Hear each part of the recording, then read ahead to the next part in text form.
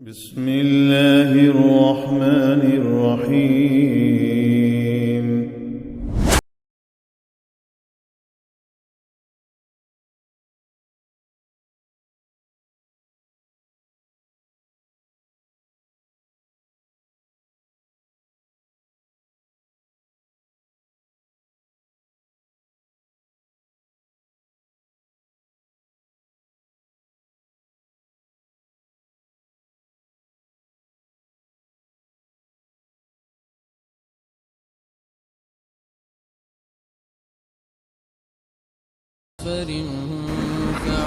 أعوذ بالله من الشيطان الرجيم. بسم الله الرحمن الرحيم.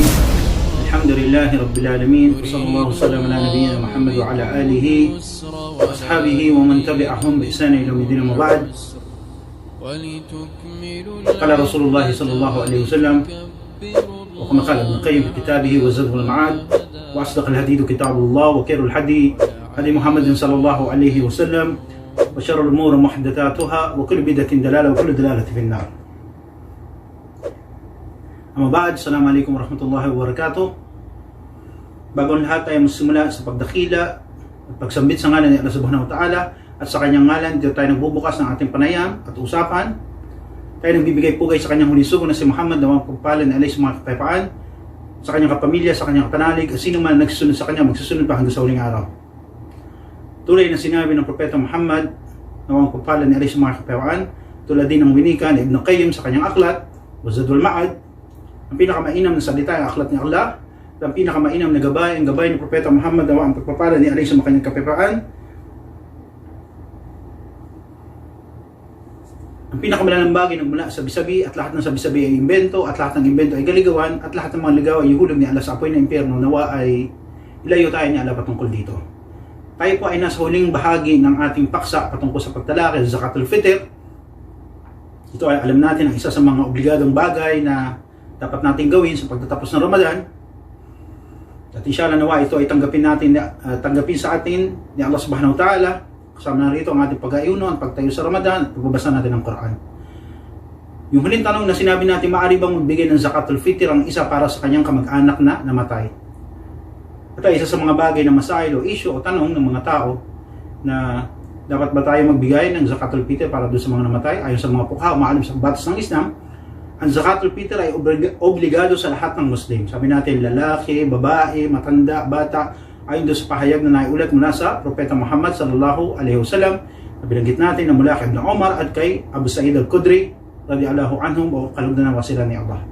At ito ay pinag-utos sa buhay na kung saan siya ay inabutan sa panahon na ito ay inobliga. Ibig sabihin, hanggat siya ay buhay, inabutan siya ng Laylatul Eid, ito ay nagiging obligado sa kanya, no?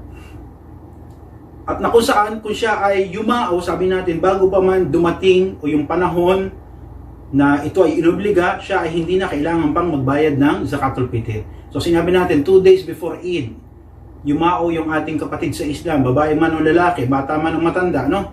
Sabi natin na siya ay yumao, binawian siya ng buhay ni Allah subhanahu wa ta'ala. Dumating na yung yakin o bagay na pagdating ng kanyang pagyao. So 2 days before Ramadan, 1 day before Ramadan, siya ay hindi na pinaniniwalaan na dapat magbigay ng Zakatul Fitr o yung kanyang kamag-anak, ay hindi na siya dapat ibayad pa ng Zakatul Fitr. Ngunit kung siya ay yumao, sabi natin, tulad ng binigay ng halimbawa sa atin, ng mga nauna sa atin, sabi natin na dumating yung balita, no, sa Laylatul Eid, sa panahon ng Maghrib, no, na i-announce sa masjid na taqabbal minna wa minkum Laylatul Eid, dumating na yung Laylatul Eid. At sinabi na ito ay narinig niya, pagkatapos sabihin natin dumating yung Isya, siya ay binawian ng buhay, obligado sa kanya yung pagbibigay ng Zakatul Fitr, no? O kaya sabihin natin, mas bago pa ito, sabihin nakapagsala pa siya ng Isya, tapos siya ay binawian ng buhay ni Allah subhanahu wa ta'ala, so nagiging obligado sa kanya yung Zakatul Fitr. Ngunit siya, kung siya ay binawian ng buhay, bago pa man ito naging obligado, siya ay pinaniniwalaan na hindi na dapat magbigay ng Zakatul Fitr. So ngayon tanong na, paano ngayon magbibigay? Yumao na nga. So sinabi natin, ayon sa mga pukha, isa dito si Sheikh Shalih Al-Uthaymeen rahimahullah, habang ganawa siya niya na nagpayo sa atin na yung kamag-anak niya o yung kanyang kaanak, yung asawa, yung anak, o kung sino pa man, no, na kanyang kapamilya, ay dapat magbigay o maglabas ng Zakatul Fitr on behalf doon sa namatay na mula sa kanyang yaman. No, on behalf doon sa namatay na manggagaling sa kanyang yaman. So ibig sabihin, kukunin to ng kanyang asawa sa kanyang kayamanan na kung may naiwan, no? Ito ang ibang babayad niya, ibibigay niya ng zakatul fitr. At yun ay sa intensyon na yun na ibibigay natin para doon sa yumao. Kasi meron siyang obligasyon na naiwan. At ayon nga sa mga pukha na siya ay pananagutin ni Allah subhanahu wa ta'ala dito. Kaya ito ay ating tutuparin, no? Na, so sinabi natin, kasunod na tanong, na sabi niya, brother, paano kung halimbawa yung mag-asawa, no? Yung mag-asawa may alitan sa isa't isa, no? Merong pag-aaway, no? O merong halimbawa sabihin natin na merong pagtatalo, no? O hindi pagkakaunawaan ng mag-asawa. Tapos dumating yung gabi ng Laylatul Eid na kung saan inuobliga ang zakatul fitr. So sabi natin, tinalaki natin, napatunayan na kung sino yung ama, sino yung pangulo, sino yung masuol o responsable sa pamilya, o yung waliul amr o siya yung pinuno ng pamilya, siya yung dapat na magbigay ng zakatul fitr, mag-umpisa sa sarili niya pagkatapos yung umaasa sa kanya. Sabi natin kung yung halimbawa yung magulang nakatira sa kanya, ibibigay niya, tapos yung kanyang asawa, yung mga anak. Ngayon, paano kung halimbawa may alitan yung mag-asawa, no? Ayon sa mga pukha, maalam sa pambatas ng Islam, ang isang lalaki ay obligado na magbigay ng zakatul fitr para sa kanyang sarili, pagkatapos sa tao na sa kanya ay umaasa, at kasama dito umano ayon sa kanila ang iyong asawa, no? So ito ay obligado mo silang ibayad ng zakatul fitr. Ngunit ayon sa mga pukha, kung ang pag-aaway ay seryoso, no, sabihin natin, no, wayad billah, huwag naman sana ilayo tayo ni Allah subhanahu wa ta'ala, no? So merong mga foul na nangyari doon, no, wayad billah, kasi ang binanggit nila doon, no, kung halimbawa ang pag-aaway ay lumabas na doon sa limitasyon na kung saan ang lalaki ay nawawala na ng responsibilidad doon sa babae, wayad billah, huwag naman sana, no? Dumating yung panahon na, kumbaga, sabihin natin, kailangan na silang maghiwalay, no? Dahil merong, sabihin natin, merong foul na nangyari, wayad billah. Kung ganun yung sitwasyon, ay sa mga pukaha, no? Ito ay naaalis ang responsibilidad sa pagbabayad ng zakatul fitr ng pangulo o yung asawa ng babae. Sabihin yung asawang lalaki ay wawala ng responsibilidad sa pagbabayad ng zakatul fitr kung ganun yung pangyayari. Pero kung yung alitan lang, tampuhan, galitan, no, na hindi naman dumating sa estado na kung saan na yung pag-aaway na yun, o sabihin natin yung sister na yun o yung muslima na yun, ay hindi naman dumating doon sa estado na kung saan yun yung bagay na magbibigay ng sitwasyon na siya ay dapat hiwalayin ng lalaki, ay ayon sa kanila, ito yung nag-aalis ng responsibilidad sa kanya sa pagbabayad ng zakatul fitr na. So wag naman sana, inshallah, no? Pero kung halimbawa sabihin natin na yung away, tampuhan lang, galit lang, no? Ito ay responsibilidad pa rin ng lalaki na sila ay magbayad ng zakatul fitr na. Okay. Ngayon, brother, paano naman doon yung tanong doon sa tanong na maaari nang bigyan ng zakatul fitr para doon sa sanggol, no? Sabihin natin, sanggol, yes. Yung dumedede, sabi natin, bata, matanda kasama. Ngayon yung tanong dito, paano yung kung bata ay nasa loob pa ng tiyan ng nanay? Yes, no? Sabihin natin, nagdadalang tao yung nanay. Sabihin natin, 4 na buwan, 5 buwan, 6 na buwan, 7 buwan, no? 8 buwan o kabuwanan na. No? Nasa loob pa, hindi pa lumalabas. Ito ba ay obligadong bigyan, bayaran ng zakatul fitr? So ayon sa ating mga pukaha, ayon sa mga alim sa pambatas ng Islam, na mustahab, hindi siya obligado. Mustahab, kaibig-ibig na gawain na ibayad sila ng zakatul fitr. No? Kaibig-ibig, hindi siya wajib, hindi siya obligado na ipagbigay sila ng zakatul fitr o tayo magbayad ng zakatul fitr para dun sa mga bata na sanggol na nasa loob ng tiyan ng sinapupunan ng iyong may bahay. No? So hindi pa yung wajib, pero ito ay mustahab. At ayon sa kanila, ang katibayan dito yung ginawa ni Amir al-Mu'minin si Uthman ibn Affan. So Uthman ibn Affan, sabi natin siya ang pangatlong kalipa pagkatapos yumao ng ng propeta Muhammad sallallahu alaihi wasallam. Sabi natin siya ang napangasawa ng 2 sa mga anak ng Rasulullah sallallahu alaihi wasallam. Sabi nga ni propeta Muhammad sallallahu alaihi wasallam, kung meron siyang 100 anak, no, ay ipapasawa niya kay Uthman. O talaga ito, inasawa niya, namatay, pasawa niya ulit yung isa niya pang anak, no? Ganito ka lapit ang relasyon ng propeta Muhammad sallallahu alaihi wasallam kay Uthman ibn Affan. So Uthman ibn Affan bilang Amir al-Mu'minin, pangatlong kalipa ng Islam pagkatapos yumao ng Rasulullah sallallahu alaihi wasallam, no? Siya yung gumagawa nito, no? Ibig sabihin na buntis yung asawa niya, no? Ibig sabihin yung apo na Rasulullah sallallahu alaihi wasallam, no? Andun pa rin sa sa tiyan. Halimbawa, no? Sabihin natin ay pinagbabayad niya na ng zakatul fitr, no? No? Wallahu alam, si Allah pa rin ang mas nakakalam. Pero sabi nga natin, ito ay kaibig-ibig at hindi obligado. Sabi nga ng Propeta Muhammad sallallahu alaihi wasallam, "Alaykum bisunnati wa sunnatul khulafa ar-rashidin." No? Sumunod kayo sa aking bahagdan at sa bahagdan ng mga pinunong nagabayan. Sabi natin, ito ang khulafa ar-rashidin, si Abu Bakar, Omar, Uthman at Ali, no? Ngayon, again, kung gawin nyo to at hindi nyo gawin, ay walang pagkakasala. Kung gawin nyo to ay, ito yung may gantimpala. Sabi nga natin, ang mustahab na gawain kapag ginawa, no? Ito ay may reward. Kung hindi mo gawin, hindi ka nagkakasala. Hindi tulad to ng wajib.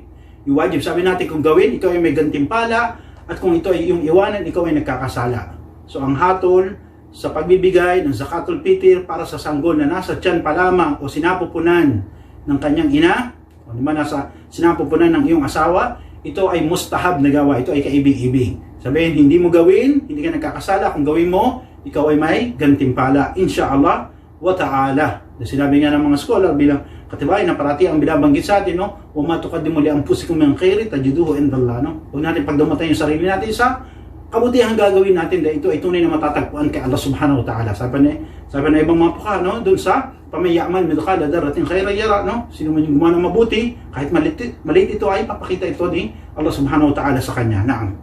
Kaya ito ay mustahab na gawain. Hindi siya obligado, mustahab. So ngayon tanong ng brother, sabi niya, "Dati paano kung halimbawa binigyan ko ng zakatul fitr yung bata sa sinapupunan ng aking asawa, no? Dahil hindi ito nalaman, no, natuklasan kung ito ba ay isa o dalawa, ay lumabas twin, no? Sabihin kambal, o kaya triplet, o kaya tatlo, o quadruplet, o kaya apat. Binigay mo lang ng zakatul fitr ay isa. So dapat pa bang bayaran? Halimbawa kung ito ay sabihin natin na kambal, o kaya triplet, o kaya quadruplet, no? Kaya kambal, tatlo, apat, lumabas, isa lang binayad mo. Dapat pa bang bayaran? So sabi ng mga pukaha, rahimahumullah, habang ganawa sila ni Allah, siya ay hindi na dapat magbigay o magbayad pa ng zakatul fitr kung sakaling nanganak yung misis niya at natuklasan niya na ito pala ay kambal o kaya ay tatlo o kaya apat, no? Hindi niya na dapat pangbayaran pamuli yung para doon sa pangalawa o kaya para sa pangatlo dahil triplet nga o kaya quadruplet, apat, no? Hindi na dapat kasi again, ang gawain ito ay yes, mustahab, kaibig-ibig na gawa, hindi siya wajib. Ito ay wajib, no? Yes, babayaran natin siya. Ngunit ayon sa kanila, no, ang mas tamang pananaw dito ay hindi mo na dapat bayaran kasi ang gawaing pagbabayad, pagbibigay, paglalabas ng zakatul fitr para sa sanggol na nasinapupunan ng iyong asawa o yun ng nanay sa kanyang tiyan ay hindi pa obligado o hindi obligadong gawain because ito ay mustahab. Kaya kung later on natuklasan, lumabas dalawa, tatlo, apat at isa lang ang binigay mo sa zakatul fitr, hindi mo na kailangan bayaran ng mga ito dahil ito ay gawain mustahab. Wallahu alam, at si Allah pa rin ang mas nakakaalam. So ngayon doon sa tanong ng brother na, "Brother, meron akong katulong sa bahay na hindi naman Muslim, no? O kaya naglilinis, naglalabas sa amin, no? O kaya naninilbihan, nag-aalaga ng bata, kung paano nyo man ito tawagin, ano ba, yaya, cleaner, no? Part-timer man, full-time man yan, no? Yung sabihin natin, brother, dapat ko ba bang ipagbigay ng katulong ko na ito na hindi Muslim? Dapat ba tayo magbayad ng zakatul fitr para sa kanya, no? So sabi natin, ayon sa mga scholars ng Islam, obligado. Tulad sa nabanggit sa hadith ni Abi Sa'id al-Khudri, di ba?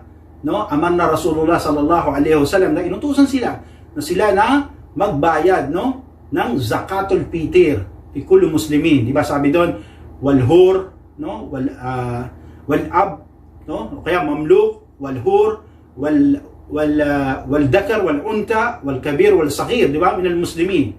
Sabihin, ito ay para sa mga malaya at ganoon din para sa mga alipin o kaya sabihin natin na kapiit, sa matanda, sa bata, sa babae, sa lalaki ng mga Muslim.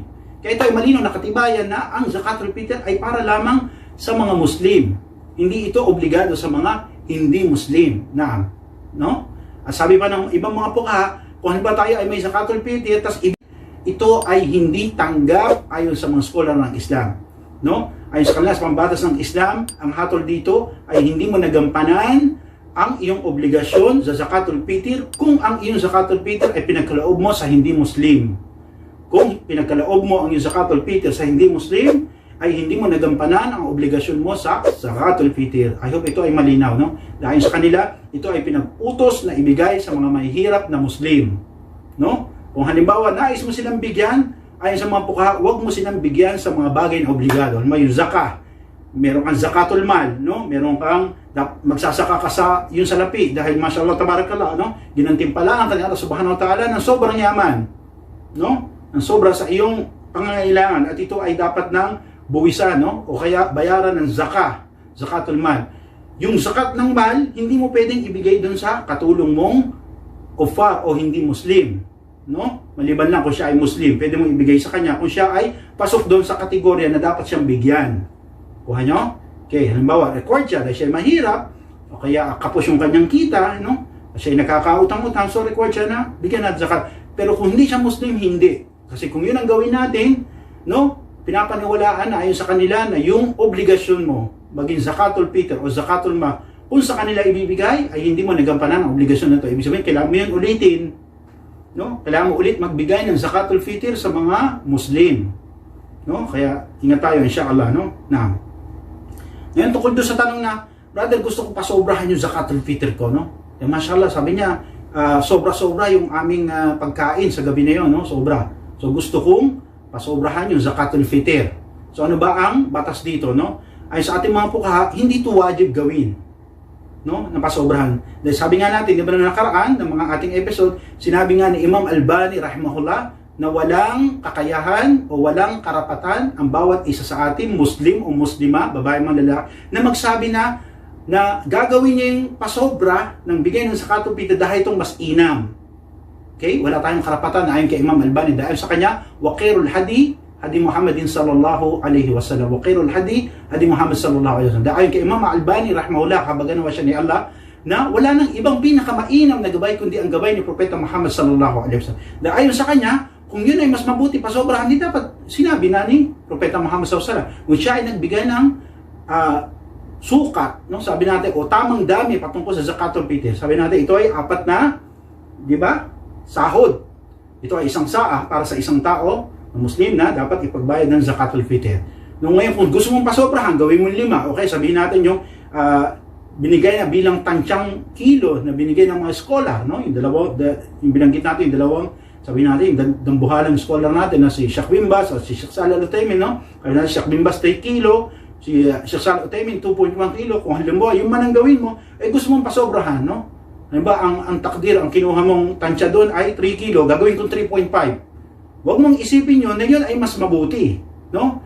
Sasabi, ang ayon sa mga scholar, dapat iniya natin doon, yun ay sadaka, kawang gawa. Pero yung 3 kg mo, yun yung zakatul fitr mo. Kung yung man ang pinili mo na pananaw o patwa. Kung halimbawa, 2.1 kilo naman ang pinili mo, sa Sheikh Salih Al-Utaymin, at gagawin mong 2.5, no? Yung 400 gram doon, hindi yun zakatul fitr, bagkos ito ay na ang sadaka, no? Kasi ang obligado sa iyo yung 2.1, yung susobra doon, ito ay sadaka, hindi ito zakatul fitr. Normal na limos, normal na kawang gawa. I hope malinaw, no? Huwag niyo sabihin na magpapasobra ako kasi ito ang mas mabuti, no? Ayon kay Imam Albani, walang pinakamabuting gabay kundi ang gabay ni Propeta Muhammad sallallahu alaihi wasallam. Wa khairul hadi Muhammad sallallahu alaihi wasallam.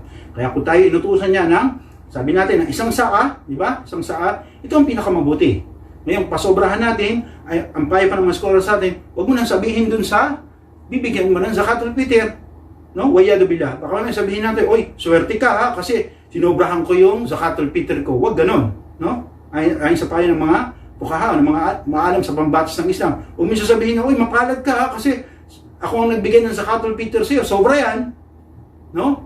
Huwag, ayon sa kanila. No? Kung halimbawa nais man natin pasobrahan, huwag na natin sabihin dun sa ating bibigyan. Huwag na natin ipaalam, no? So yun, sabihin natin, ito ay alam ni Allah subhanahu wa ta'ala, pasobrahan natin, yung sobra doon yun ay sadaka, normal na kawang gawa. So kung ano yung saa na binigay mo, kung ano ba sabihin natin, ang kunin mong patwa, yung 3 kilo, ginawa mong 3.5 kilo, yung 0.5 kilo doon yun ay normal na sadaka o limos o kawang gawa. O kaya halimbawa, kinuha mong patwa, ay 2.1, ginawa mong 2.5 kilo, ibibigay mo, yung 400 gram doon ay sadaka o kawang gawa. No? Kung halimbawa naman, ang sinunod mo ay yung saa nga, no? 4 na sala yung ginawa mong 5, yung pang 5 doon ay sadaka, normal na kawang gawa, no? Hindi na yun wajib, no? Kung gawin mo yun, ay siguradong gagantimpalaan ka ni Allah subhanahu wa ta'ala, pero huwag mong isipin na yun ang mas mabuti. Wala nang ibang pinakamabuting gabay kundi ang gabay ni Propeta Muhammad sallallahu alaihi wasallam. Ngayon doon sa paksa na ako'y merong kumpanya o may mga tauhan ako, halimbawa sabihin natin ako ay merong maliit na cafeteria o kaya meron akong sabihin natin restaurant, may mga tao ako. No? Pwede ba akong magbigay ng zakatul fitr para sa kanila? No? Sabihin natin kasi yung mga may tao ka, no? Sabihin natin kumikita naman ng negosyo, alhamdulillah, pinagpala nila sa bata. Ngayon gusto mong magbigay ng zakatul fitr para sa iyong mga empleyado. Pwede ba to? Allowed ba to sa atin? So sabi naman po na hindi dapat tayo magbigay ng zakatul fitr para sa ating mga empleyado.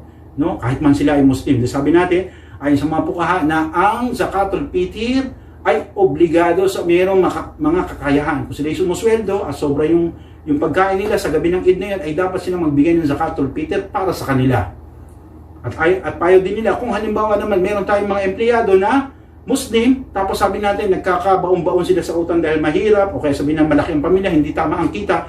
So, recipient sila, titulado sila na tumanggap ng zakatul fitr, pwede natin ibigay yung zakatul fitr sa kanila. Pero kung ibabayad natin sila ng zakatul fitr at sila ay merong kita o may kakayahan, hindi natin dapat sila ibayad ng zakatul fitr. Because yung zakatul fitr natin, pwede natin ibigay sa mga empleyado natin kung sila ay titulado na tumanggap. Ibig sabihin sila ay kabilang sa mga pukara, mahihirap o pulubi, pwede silang tumanggap. No? Pero yung magbibigay tayo ng zakatul fitr para sa kanila, sa mga tao, hindi. Ayon sa kanila, ito ay responsibilidad ng bawat Muslim na merong kakayahan. Okay? Natutunan, inshallah. So, binanggit din ng mga scholar natin yung kaibahan patungkol sa zakatul fitr at zakah. Kasi ito tinatanong ng mga normal na mga brother natin. No? Sabi niya, brother, ano bang pinagkaiba ng zakatul fitr at zakah? Zakatul fitr, zakah. Tinalakay natin nung una, sabi natin, ang katawagan ng zakatul fitr nung kapanahonan ng Propeta Muhammad, ng mga hadith na nabanggit dito, ito ay tinawag na sadaqatul fitr. Sadaqatul fitr. No? Sa ibang mga rawi, ibang ulat, ito ay tinawag na zakatul fitr. Sabihin natin, isa ang kahulugan nito, ito ay ang pagbibigay, paglalabas ng saan ng pagkain sa gabi ng Eid, no? Sa pagtatapos ng Ramadan. Ito ay, sabi natin, in the long run, kalaunan ay tinawag bilang zakatul fitr. No? Pero isa ang kahulugan nito, yung paglalabas ng pagkain, minal ta'am, yung normal na kinakain sa bayan, sa gabi ng Eid. No? Ito ay obligado para dun sa mga buhay na inabutan ng gabi ng Eid. So ayon sa kanila, ang kaibahan nito, sabi natin, ayon sa mga pukha na ang zakah, halimbawa zakatul mal, ang zakah, ito ay isa sa mga haligi ng Islam. Isa sa mga haligi ng Islam. Ang zakatul fitr ay obligado pero hindi ito kasama sa mga haligi ng Islam. Sabi natin, buniyal Islam ala kamsa, no? Ang haligi ng Islam ay 5, di ba? Yung shahadatain na tinatawag natin, asyhadu alla ilaha illallah wa asyhadu anna Muhammad Rasulullah. Wa aqimis salah, yung pagtataguyod ng pagdarasal. No? O yu'ta zakah, yung pagbibigay ng zakah, ito yun kasama sa haligi, yung zakah, zakatul mal, halimbawa. No? Sabi natin, wasomo Ramadan, yung pag-aayos sa buwan ng Ramadan, which is ngayon, sabi natin, alhamdulillah. Tapos yung panglima, yung hajjul bait manastata, yung pagpunta o pagdayo sa tahanan ni Allah sa Makkah, sa sino may kakayahan. So 5, yung haligi, hindi dito kasama yung zakatul fitr. Kaya sa kanila, ang zakah ay kasama sa haligi ng Islam, ang zakatul fitr ay hindi. Pero pareho silang obligado. No? Ayan ba sa mga puha, bilang pagdadagdag, paglilinaw sa atin, no? Ang zakah ay obligado para sa kayamanan ng isang tao at sabi natin, ito ay ang mga sumusunod. No? Ang zakah ay obligado sa kayamanan ng isang Muslim sa mga babanggitin natin, inshallah. No? Dahil ito ay mula sa mga haligi ng Islam. Okay? Kaya ito ay, sabi natin, obligado. Ang zakatul fitr, obligado rin. Nung malinawan natin, ayon sa kanila, ang zakah ay isa sa mga haligi ng Islam. At ito ay inoobliga sa mga kayamanan ng Muslim. Una, sabi natin, kung tayo ay merong hayupan, o sabi natin, bahiyatul an'am. No? Halimbawa, sabi natin, tayo merong mga hayupan. Halimbawa, meron tayong kamelyo, baka, kambing, o iba pa, no? Kung meron tayong mga alaga, no? Ito ang ating negosyo, livestock, no? Sabi natin, ito ay merong zakah, no? Inshallah, no? Pangalawa, yung sabi natin na ginto o pilak o salapi. No, kasama dito yung pera, no? Ginto, pilak, yung kayamanan natin, no? Ito ay dapat bigyan ng zakah. Kung ito ay umabot sa nisab, tamang sukat at haba ng panahon, no? Ito ay dapat bayaran ng zakah o kunan ng zakah. Okay? Pangatlo, sabi natin yung mga kalakal o negosyo. Kung tayo may negosyo, ito ay dapat din bigyan ng zakah. Sasama to, no? Sakop to na tinatawag natin na zakatul mal, no? Pang-apat, sabi natin yung kharaj min al-ard, no? Sabi natin yung mga lumabas sa ilalim ng lupa, tulad halimbawa, sabi natin ang mga pananim, meron tayong pananim, sabi natin ang pananim, no? Pero dito, yung bunga na nagmula sa lupa, ito ay nahahati sa dalawa, ay sa mga scholar ng Islam. Kasi yung mga bunga ng lupa, ayon sa kanila, ito ay nahahati sa dalawa, yung mga lumabas sa lupa. Ang isang uri nito, yung tinatawag natin ng mga pananim. At sa pananim, sabi natin, ang hatol dito, kung ito ba'y galing sa ulan, galing sa patubig, iba ang hatol dito at hindi zaka ang ating paksa. Kaya paliwanag lang natin sa inyo. No? So ito yung mga lumabas sa lupa. Una, yung mga pananim. Pangalawa, yung nahukay na kayamanan o treasure. No? Kung halimbawa, nakahukay ka ng Yamasita treasure, ito ay dapat bigyan ng zaka. Okay? At ayon sa mga scholar ng Islam, isa sa mga kahalagahan dito ng zakatul fitr at ganun din ang zaka, ayon sa kanila, na malinaw na binanggit na obligado ang zakatul fitr sa pagtatapos ng Ramadan. Okay? Ang zaka naman, ito ay inoobliga rin, sabi natin, taon-taon kung meron tayong kayamanan, tulad doon sa mga nabanggit, no, na ito ay umabot ng nisab o tamang sukat at tamang bigat, ngunit ito, ang zaka ay kabilang sa rukun o mga haligi ng Islam. Ayon sa kanila, kung sino man ang iwanan, talikuran ng zakatul fitr, sila ay nagkakasala, ngunit hindi lumalabas sa Islam. Ngunit sino ang tumanggi at iwanan ang pagbibigay ng zakatul mal, siya ay lumalabas sa Islam. Nagkaiba, no? Ayon sa kanila, kung ang isang Muslim ay hindi nagbigay ng zakatul fitr, siya ay may kakayahan, alam niyang ito'y obligado, nagkakasala siya kay Allah subhanahu wa ta'ala. No? Nagkakasala siya, ngunit hindi siya lumalabas sa Islam. Ngunit ang zaka, no? Ang zakatul mal, kung alam niya na ito'y obligado, no? Dapat siyang magbayad. Ibig sabihin, titulado siya na siya magbigay. At tinanggihan niya ito, tinalikuran niya, no? Kahit alam niya na ito'y obligado, yun yung bagay na naglalabas sa kanya sa Islam. At isa sa paliwanag sa ating mga scholar dito, ito ang dahilan kung bakit dinigma ni Abu Bakr as-Siddiq radhiyallahu anhu ng kanyang pag-upo bilang kalipatu Rasulullah, bilang unang kalipa ng Islam, no? Sabi natin, dinigma niya ang mga taga-Yamama dahil sila ay tumanggi sa pagbibigay ng zakah. Okay? Kaya ayon sa kanila, ito ang mga bagay na kaibahan ng zaka at zakatul fitr. Panghuli, sabihin natin, nawa itanggapin ni Allah subhanahu wa ta'ala ang inyong mga zakatul fitr at iba pang mga gawain pagsamba tulad ng pagtayo sa Ramadan, no? Sabi natin, pagbabasa ng Quran, pagbibigay natin ng kawang gawa, insyaAllah, at paalala natin, nawa ay huwag niyong kalimutan, huwag kayong makalimot na magbayad kayo na inyong zakatul fitr kung kayo ay may kakayahan at titulado kayo o titulo kayo na kayo magbigay, ay magbigay kayo, huwag niyong kalimutan. At doon naman sa walang kakayahan, at talaga naman sabi natin na sila ay tinakdan ni Allah subhanahu wa ta'ala na mahirapan, lalo ngayon sa ating sitwasyon, huwag kayong mag-alala, insyaAllah, kung kayo ay tituladong tumanggap, tatanggap kayo. Ganito po kasimple ang Islam. No? Kung sino yung meron siya magbibigay, kung sino may walang-wala siya ang tatanggap, subhanallah, alhamdulillah, ito ang ni'ma ng Islam. Muli sabihin natin, Assalamualaikum warahmatullahi wabarakatuh. Inshallah dito nagtatapos ang ating paksa ng zakatul fitr. Nawa itanggapin na Allah mula sa amin at mula sa inyo. Uli sabihin natin, subhanaka wa bihamdik, asyhadu an la ilaha illa anta, astaghfiruka wa atubu ilaik. Sa alam walang kapitasan, ating inihinga ng kapatawaran. Ako humingi ng tawad kay Allah mula sa aking pagkukulang, pagkakasala. Kayo inihimo ko na magbalik loob kay Allah dahil sa alam magpagpatawad ng mahabagin. Muli, Assalamualaikum warahmatullahi wabarakatuh. Nawa ang kapayapaan ng habag ni Allah ismainyo na ang lahat. Wa sallallahu sallam ala nabiyyina Muhammad wa ala alihi wa sahbihi ajma'in. شهر رمضان الذي أنزل فيه القرآن هدى للناس وبينات من الهدى والفرقان فمن شهد منكم الشهر فليصمه